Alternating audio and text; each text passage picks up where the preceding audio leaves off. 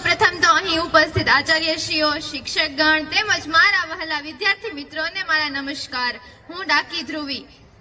આપ સૌને પ્રજાસત્તાક દિવસની ખૂબ ખૂબ શુભકામનાઓ. હું આ શાળા શ્રી નાનાભાઈ કાયદાસ ભટ્ટ શાળા ક્રમાંક 250 ની ભૂતપૂર્વ વિદ્યાર્થીની છું. હાલમાં સુમન હાઈસ્કૂલ નંબર 2 માતાવાડીમાં છું અને ધોરણ 11 માં અભ્યાસ કરું છું. આપ સૌએ આજના કાર્યક્રમમાં મને ધ્વજવંદન કરવા માટેનો મોકો આપ્યો એ બદલ આચાર્યશ્રીઓને ખૂબ ખૂબ આભાર માનું છું.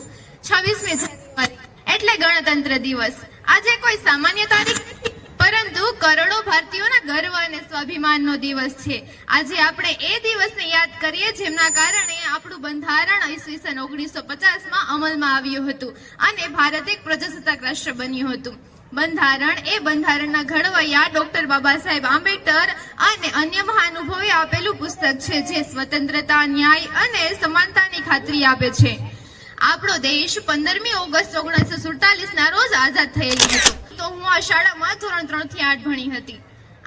શાળામાં મને ભણવાની તો ખૂબ જ મજા આવી. સાથે સાથે મેં ઘણી બધી પરીક્ષાઓ પણ આપી હતી. ભૂતપૂર્વ વિદ્યાર્થીની છે એ અહીંયા જ આવી અને ધ્વજરોહણ કરે, ખૂબ આદર્શની વાત કહેવાય અને આમ જોઈએ તો ગર્વની પણ વાત કહેવાય.